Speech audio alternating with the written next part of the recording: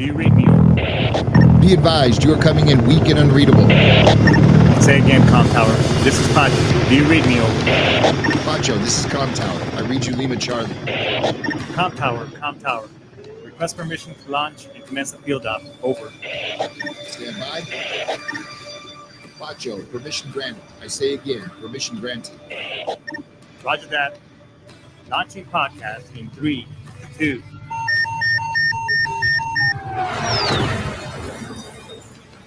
You are now entering the field op with your host, Pacho Correa, Chief Warrant Officer 3, United States Marine Corps retired. Get some. Hurrah! Hurrah! Get some. What's going on, everybody?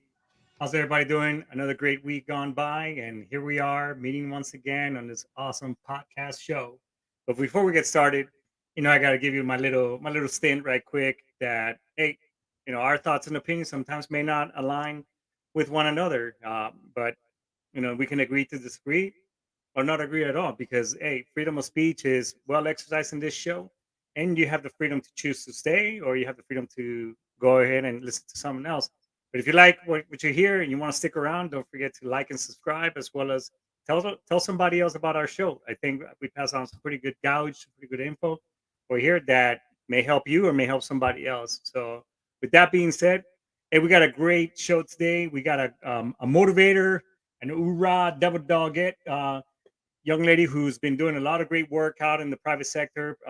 She was a sergeant in the Marine Corps and is now had transitioned, and she also does she's a parole officer as well as among other things. So she's gonna tell us a gamut of things of what she's doing. Her name is Karalyn. She goes by Kara Martin. So let's bring her on to the show. Yeah, get some. How do you like that introduction? Well, that's good. It's definitely different for a clap. Hey, it's amazing what you get out of Amazon nowadays. That's true. But so, Kara, tell us a little bit about yourself. I mean, I kind of premised to everybody that you were in the Marine Corps, but yeah, enlighten us with for your Marine Corps career and such. So I graduated out of a Texas high school at 17. Went into boot camp at 17. Spent my lovely 18th birthday in boot camp.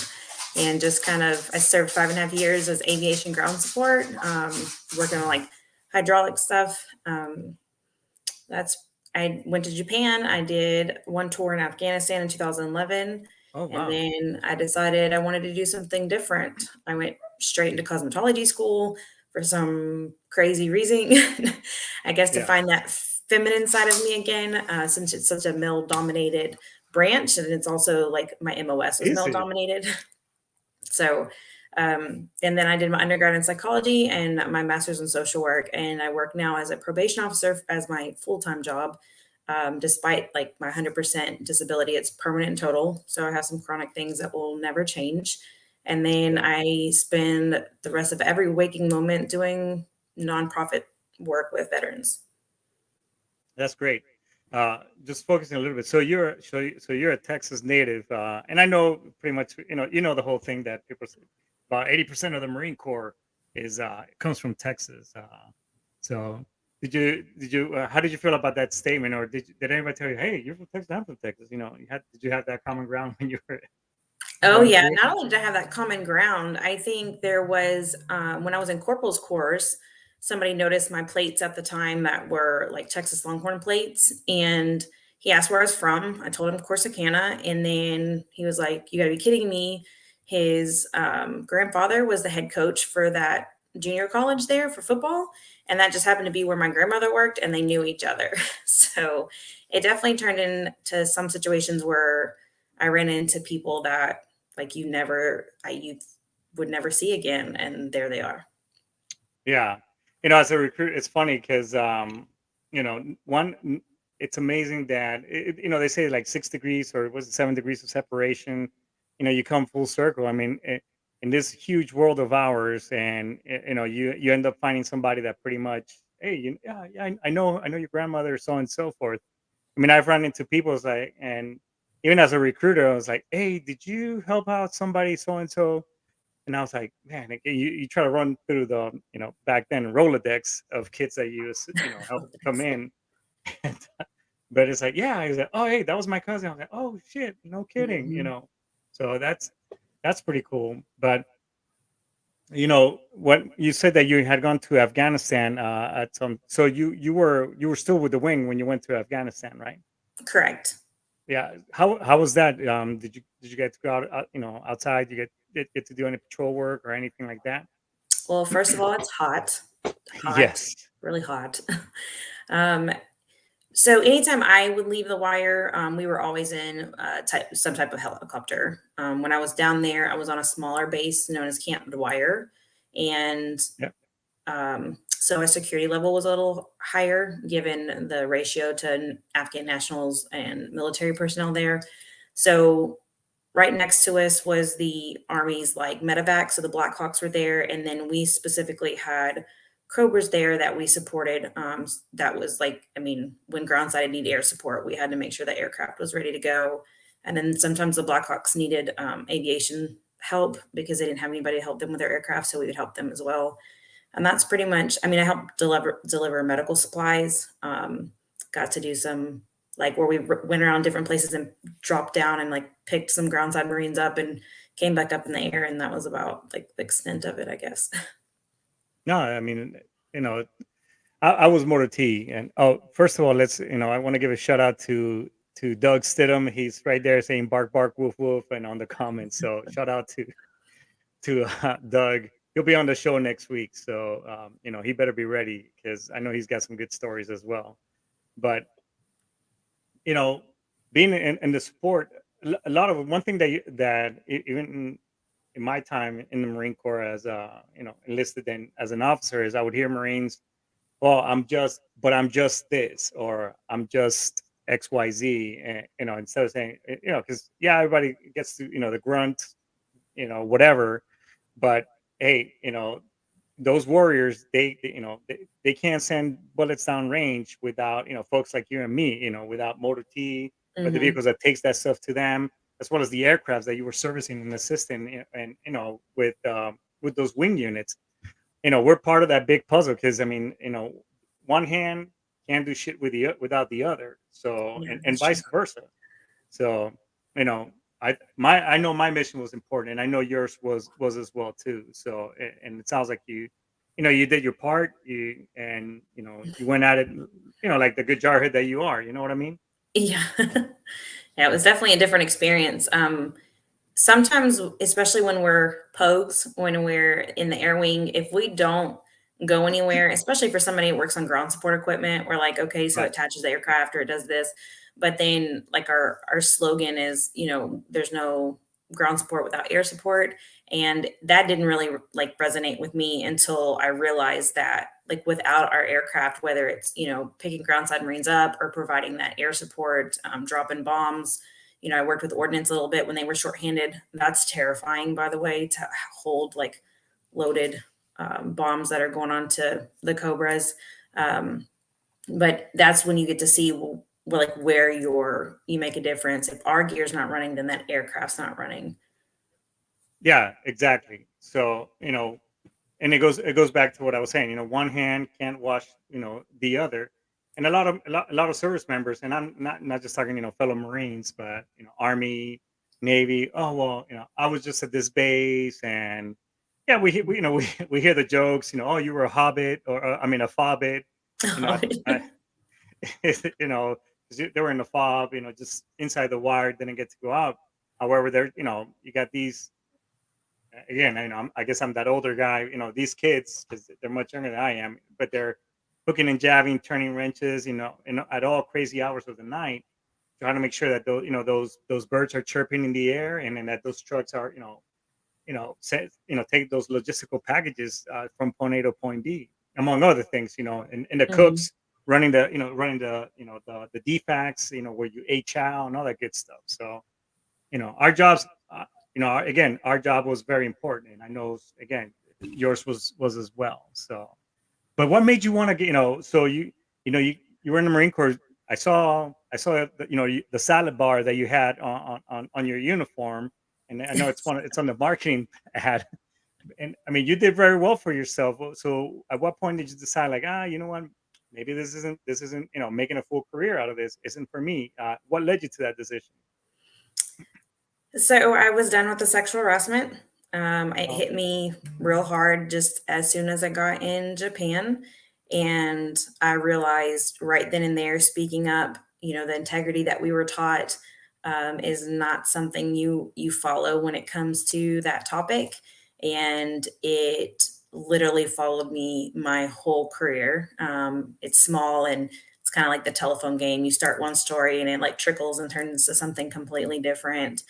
um, I did my reenlistment package was done and approved and ready to sign, and I just said I'm not doing this anymore. I was done being harassed before we knew what was like called memes. I would that was stuff like that, just vulgar stuff would be stuck on my computer, and I mean, not saying that anybody went up meritorious and didn't earn, being promoted, but I refused to do that because there was the stereotype that women win or that you do this or that. And I wanted to prove, especially in aviation, I think to get sergeant, my score was like over 1800.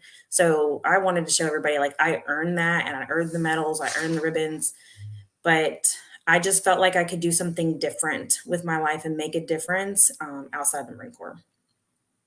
yeah, and by no means our our beloved Marine Corps is perfect. I was a SARC, a sexual assault response coordinator, and went through the courses and all those things, and I even got to handle a couple of cases myself.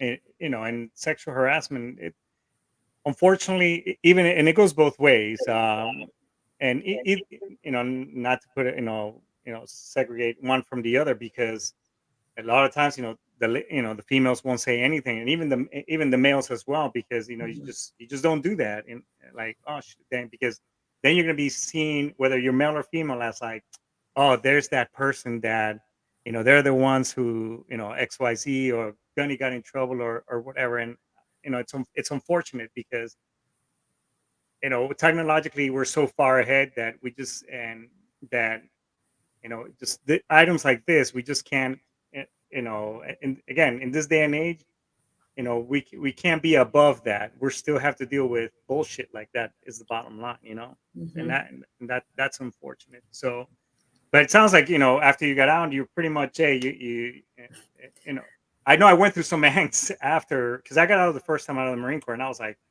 oh shit, what am I gonna do? I was like this lost puppy, because unfortunately, and I've said this, time and time again, I don't think Tamp and Tap, all those transitioning classes do us any justice. And I think Yeah. I haven't been to one, obviously, since 2014, but I think we could do better. So I didn't have a plan. Did you go through something like that, kind of like feeling your way around, like, oh shit, what am I gonna do now? Or did you have somewhat of a vague idea what you were gonna do post military career? No, thankfully, I don't even remember what it was called when in 2012, but they literally like only had like a couple categories. If you wanted to do education, then you were going to only learn how to do education out of there, the disability or retirement. Thankfully, I went the disability route and said, I hope I'll figure everything else out. And I really can't remember why I decided to go to cosmetology school. And then I had to go to a specific one because that's all the GI Bill will cover it. And it being like, the top school in the dang nation. I went to a Paul Mitchell school, and that was just a whole new world for me, especially because it's female dominated, and that's dangerous. I was so new to that. And then, the world of like hair and makeup, I was like, I am so lost. So Right. I graduated early from there because my husband is a Marine veteran as well. And he got orders recruiting to Detroit, Michigan. So Oh, we lived up I there got a for a friend over little there bit. right now. Yeah. We lived up there for a little bit. And I think at first, I mean, at first I did, even in cosmetology school, I really did hit rock bottom. And at the time, um, my chocolate lab at the time became I went through service dog training with a next up Yeah. service dogs. And I think had I not done that, then we wouldn't be having this conversation today. Um, and I did really well, but I continued to try to get treatment. And that was my biggest thing, is that like I knew something was wrong. I didn't like, even though I was successful at cosmetology school. That like wasn't me. I still felt like I didn't have a purpose and I didn't know where to go. And now you've got me Yeah. in Detroit, Michigan. So like, what do I do from here? And I continued to try to get treatment and then just pushed through it and kept, was like, well, I'll finish my degree or I'll do something else. And finally, when I did my master's in social work, I found my niche. And I've just been like, people don't believe in the power of like, or don't see the power of networking. And that turned around and literally didn't just change my life when I moved here, but it saved my life. And I can't ever like give back to those organizations enough, knowing that like when everything comes together, that it was because of some of them that I was able to get some of the help and treatment and help transition. And so now I can just continue to pay it forward. That's great. And being a person that contributes and gives back to the community, because I think again it's all about, like you said, network, but making those connections and connecting, because in the end we're all human beings. We're all whether you believe it in it or not, our energies are all intertwined amongst one another, and you have to, we're here for a purpose. I mean, for whatever reason it is, but we want to make a mark. And I went through a period myself where you like wonder, I was like, have I been a good human being? When I go, what are people going to say about me? And is it going to, not that I give a shit like, oh no, he was a dick, you know what I mean? But it was in the sense like, hey, you know what? He helped his fellow human out. He did the XYZ, and it's great that you're doing this. Tell us about some of the work that you do with some of the organizations that you're involved with. Well, one of the largest organizations in the nation is Air Power Foundation. What I do with them is their social media. I'm a big part of that and an ambassador for them. So each year we have this like huge event called Skyball. It brings in millions of dollars. That's the whole purpose of the foundation, is they raise, large amounts of money, and then other veteran nonprofits will apply for a grant from them. And so they divvy out that money, and that's what keeps like Next Up Service Dogs. They just happen to, grant fund them, where I ended up getting my mental health treatment and did EMDR. Was funded by them. And so that's somebody I continue to work with and help support with fundraising, doing public speaking with them as a person that's received benefits. That's, like, so let donors know, like, this is what your money did for not just me and then other speakers. I work with, another big one is Holidays and Heroes. So it's more local here, but what they do is provide Christmas for our service members here at JRB, because they're reservists for the most part. And the society doesn't often think that like our military members are the ones that might need Christmas, and they are. So this year, I think we had over 130 families that had complete Christmas list done. And so I'm an ambassador for them. I serve on the board for South Mountain Vet US as the marketing director of social media for them and outreach. So providing resources for homeless veterans. And my like favorite one that's kind of just like taken off is Pin Up for Vets, which is how I met Doug, our mutual friend. Right. So I was selected for the 2022 calendar. I went out there in the Redlands and shot. I missed December. And then while we were out there, they had this project that's now been released, was the deck of cards. And all of the photography and graphics and editing, everything is done by Doug, who's just a phenomenal photographer. And he's a mad scientist with a I mean, there's nothing like that. And I felt kind of conceited buying like myself as a poster, but I mean, I made it on a poster, and I love that picture. So, and then what Pin Up for Vets does is provides, care packages. Prior to COVID, would go visit them in like a pin-up style wherever we were at, to the hospital, visit Veterans Hospital, but ultimately provides like that rehab equipment and different medical equipment that they need. And I think they donated over $100,000 worth of medical equipment this past year. And Gina, who founded it, is not a veteran, but her like creativity and her passion has just taken off. So that put me, being a part of that, not only I'm on a calendar that's across the nation, and now I'm on a deck of cards, the one and only type I am, the 10 of diamonds, is that we ended up on national news with Lester Holts MBC Nightly News. And it was just like, I just started crying. I'm like, I'm on the news. I've been on the news locally, but like that's a whole different level of being on the news. And That's so national news. Yeah.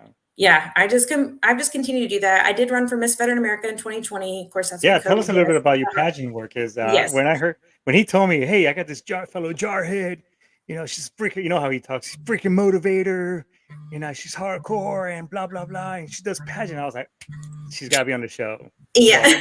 So go Yeah. So ahead. Tell us. yeah, so I did Miss Veteran America, and that is actually Final Salute Incorporated. They are a nonprofit, and that's pretty much their fundraiser. So it's us females competing against each other, but ultimately competing with each other to raise money for the exact same cause. And my cohort, which is just the top 25, raised over $114,000 just in 90 days, and that's specifically for homeless female veterans and their children because they are definitely undercounted across the nation when it comes to homelessness and are not served. The VA does not grant fund anything. Like here are homeless shelters that are specifically for veterans. They don't have any, they won't allow children in. So then you end up with female veterans and their children displaced and nowhere to go because Oh my God. that's not something that's incorporated right now. And that's something we're working on because Texas is the second highest for homeless or for service members in general. We're the highest for homeless female or veterans in general, and especially female veterans. So I placed in the top 10 there, and that was definitely rewarding. I told myself I would never do another one. And then now I'm Miss Lone Star State for Nice. Royal Productions Pageants. And this is their first year doing a veterans division. And so we will be competing for the national title next month, April 6th through 9th, I believe. And so that is a pageant. That is just simply a pageant. And we as veterans for the division, we get to pick our own platform. The rest of the company is domestic violence focused. But for me, being in the criminal justice field professionally, then my platform is veterans resources to reduce recidivism because we have a lot of we have great politicians here, first of all, that really focus on the veterans. And then we have a veterans treatment court, which is not not really known to other people what that is and how that works, but it's for veterans only when they get criminal charges. Yeah. I'm a fellow Texan myself now. I don't, I don't mean to brag, but I did move to Texas and finally left the other state of the West Coast, not to mention any, because, but I will say that state, California does have a pretty good, they do have a veterans court program where it basically prevents those individuals, due to their PTSD and other ailments, because, and you're right, the majority of our homelessness problem is a lot of them are former prior military service members. So and it's a shame that we're barely scratching the surface on this topic. A lot of people have done the work, the 22 push-ups a day, because of 22 people that committed suicide, so on and so forth. But that's just a small piece out of all the things. And you even brought up yourself, you're focused on on the female side, because you're right. It is such a macho driven, environment that, sometimes, and that our fellow sisters, fall to the wayside. And, Mhm. that's just unsad, and we do have to get better at it. And it's great that you're shedding the light on this type of subject. But I mean, what kind of work? So what do you do, like, to prepare for this? It's like, hey, you will win this goddamn pageant. Do you like knife hand yourself to like win, or what? Just No, my heart is with the advocacy, so that's what I really push. And the only reason I could chose to do this is because then it allows us to push our platforms. Because yes, that's my specific platform for that, but homelessness, suicide, because I know personally what it's like to go through that oh, yeah. as like it's right out of the Marine Corps, and then as like after I had children, and just knowing that like I literally wouldn't be here if some of the things like just hadn't fallen in place and I got the help I needed from other people like myself that just want to help. So I take that opportunity to take it to a national level, something that's going to provide me to take that public speaking up a notch and shed light on our nonprofits here in Texas and the things that they do, because some of them are, pretty powerful and make a difference across the nation. And I want to continue to shed light on that, because I think that even though we're just scratching the surface on a lot of these veteran topics, that these individual nonprofits are what's going to be the change for this. So preparing myself in this case, it's learning how to, I've done podcasts, I've interviewed people, I've been interviewed, but not in a situation where I'm like a pageant interview. So like being able to have that discussion and make sure that I give them that like strong answer that they want. Right. That's, quick and summarized.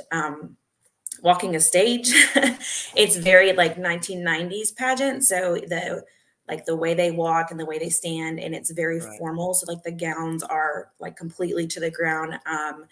I'm super conservative. So I wouldn't say that like, cause I have tattoos and piercings and stuff, but for the most part, I'm just one of those that like covers up. And so there's no like swimsuit thing. And this is just, pretty much preparing for this. There's a lot of outfit changes. There's a lot of just getting that, like, I don't know, the girly stuff together. I'm participating in talent. And so I do aerial hoop fitness. And that's pretty much, it's like acrobatic, I guess. And I love it because even with like my disabilities, I'm able to do it, and it's a different type of fitness. But that's just taking a deep breath. I always feel like my plate is overloaded. So I'm excited to get this. I just got my crown and sash for Miss Lone Star State today in the mail. And our color our division color happens to be emerald green. So no, I think it's great. And I think it was Grant Cardone, who, I he's a great business guy, but he says that if you have a platform, that's your venue to basically make yourself be heard, whatever it is, whether it's a podcast, pageant work, whatever, make that your venue and your stage. And then because those are that you make your voice the loudest, because people, if you're on that stage or on that platform, people are going to listen to it. So I think it's fantastic, the simple fact that you're using these venues to raise awareness and shed light on veteran homelessness, suicide, sexual harassment, all the things that we that basically, that even to this day, the military has made some, have taken some great strides forward on sexual harassment, rape, all these other things that when I first came in, it was just all behind the curtains, and that it never happened. You know what I mean? But we can still get better, and having somebody like you, out there, raising awareness and keep reminding people, again, being the squeaky wheel yeah. on that piece of equipment. That's the wheel that's going to get the grease. So I think it's fantastic. And so, what other things? So you're doing all these pageants, and are you thinking of? Because you had mentioned earlier that, well, I think it might be. Is this something you're gonna keep doing, or what do you I think? don't I don't know. I really love them and I enjoy them and I love like it allows me to do, but I'm also a mom. I have a 6 and 7-year-old. They're Irish twins, which is kind of what my shirt says. It says lucky mom of Irish twins. So St. Patrick's Day is kind of Happy St. Patty's, by the way. yeah, you too. It's kind of, we do something silly like every year. And it's a lot of work. And I feel like that with this one, there's only 6 of us competing. So that makes odds obviously higher for each one of us to, take that national title and just make those connections is good in general. But I think it really does take away from being able to give everything to the nonprofits here. And just different things that start getting ramped up at the beginning of the year and the focus here locally, then because I can only handle so much. I think I can handle more than I should. And then I'm capable of doing it. It's exhausting. And then I feel like that's kind of where you lose the love for it. And having kids, my kids are super active. I coach baseball for Little League. My kids literally are in 3 sports each. And so it's crazy. And so I I love, would hate to again, I see love, your agenda, your daily agenda. yeah, it's nuts. Because like I said, I do work a full-time job as a probation officer and specifically alcohol monitoring. So by the time we hit 5 o'clock, like my brain hurts. But then like tonight I'll be out there coaching Little League and being with those kids, because they're our future, molding them and being around them. And that's also time that I get to network with other people and bring awareness to like different things when they do have conversations with me, because my daughter likes to tell everybody now that I'm on cards, which I know Doug wants me to show it, but I'd have to go grab it if you want me to show it. Is they don't walk around and say that my mom's famous. And I'm like, no, I'm not. But then like their school teachers will Google me and I'm like, oh God. Well, what I'll do as part of the show is once the show airs and we're done with it, I'll post the picture. If it's okay with you, I'll post the picture. Ah, there it is. Yeah. There you go. We got. Thanks, Brian. Brian coming in with the clutch. Yes. So there you go. and if anybody wants to buy these cards, they could go to www.pinupsforvets.com and purchase them right there. Yeah. And the cherry blossoms, that's one of my favorite vehicles in the background. And that was a coincidence. And then since my first duty station was Japan, I was mainland. So I was in Iwakuni. And so I have cherry blossoms and the Iwakuni bridge on the back of my arm as part of my half sleeve. So Doug did, I was shocked. He's done some other backgrounds for me in different pictures. And it's just like, I don't know, it just blows my mind how good he is at that stuff. And everybody loves it. No, not to keep beating up the Doug bandwagon. Man, we're gonna make this dude famous. But the dude shot for I've known Doug for quite a bit, and we have another friend of ours who he was my enlisted advisor at my last unit. But the dude shot my wedding pictures, and my wife is Japanese. She's from Tokyo, and man, I mean the dude, yeah. He does some outstanding work, but his head's we'll pump him up next week. God damn it! It's all about you, Kara. His head is already as big as it's gonna get now. We've just made that thing expand. No shit. Kara, I think first of all, thanks for your service. Thank you. And don't fall in the category of fellow veterans. And I don't think you are, but I'll say it anyways. Don't be the ones that well, I just did 4 years, or I just did one enlistment or whatever, because going back to what I was saying, we only a very few small percentage of the US population, has the the intestinal fortitude to raise that, that right hand. Well, I just raised my left, but for all intents and purposes, raise that right hand and say, hey, America, here's a blank check. And when shit goes south, you can go ahead and cash this check in, no matter the cause. So I thank you for your hard work and dedication. I wish it would have been a much better experience, but we have to. Yeah, I wouldn't say that it was a bad experience. Did I have bad experiences? Yes. But did that also mold me to have thicker skin? Absolutely. Am I ashamed of that 5.5 years, or I just did 5.5 years? No, I fucking did 5.5 years in the Marine Corps, and I loved every second of it despite that. And I wouldn't be who I am and what I can do now without that. I mean, it gave me my backbone. So there's no shame in that. Nice. And I love to hear that. And but and again, we're freaking jarheads. I mean, there's a little arrogance about us that, you know what, I'll fucking knife hand you and see what happens, Mom. You know what I mean? So yeah. Okay. Hey, how about this? So can we bring you back some other time on the show, and you can tell us, post. So first of all, where can we find you? Pump up any links, social media, anything else that you want to throw a shout out right now? Yeah. So on Facebook, I'm Karalyn Martin, DFW advocate, and it's my Marine Corps picture from the marketing picture from today. On Instagram, it's Kara_MVA 2020_top 10, which is kind of long. Working on changing that. You honestly can just Google Karalyn Martin and it'll start sending you down that. On both pages, it has my link tree. And so that will really show you. Pretty impressive, by the way. Thanks.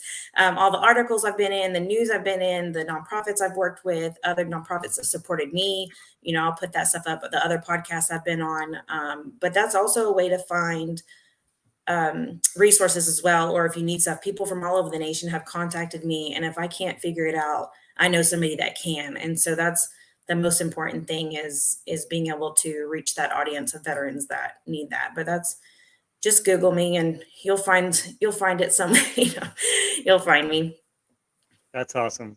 Well, Kara, thanks so much for your time. I really appreciate it. We'll definitely bring you back on the show post your next pageant, and hopefully you can tell us some really cool stories. Maybe Okay. you made a march or some shit around the stage. Oh, get some, bruh. Yeah. All right. But thanks so much for your service, and we'll be talking to you soon again. Take care. Right. Thank you. You're welcome. Well, everybody, that was pretty cool. If there's a lot of comments from our Doug, Doug Stidham, which, by the way, you should Google him and go on his Facebook page, and he'll be on our show next week. But if you're interested and you want to find out more about Karalyn, you could go ahead and find out on her Facebook page. Pinupforbets.com is another venue, and I'll go ahead and throw those, and it's on the comments. But if you're struggling right now with mental illness, anxiety, depression, whatever the case may be, reach out. You matter. We don't want you to be part of those statistics that making that decision that there's no going back from. So call me. You can reach out through me through my Facebook, YouTube, and the other venues, and I'm here, or reach out to somebody else. But we're gonna go ahead and index our show for today. I think this is a good stopping point. And with that being said, hoorah, get some. I am out of here. Yut.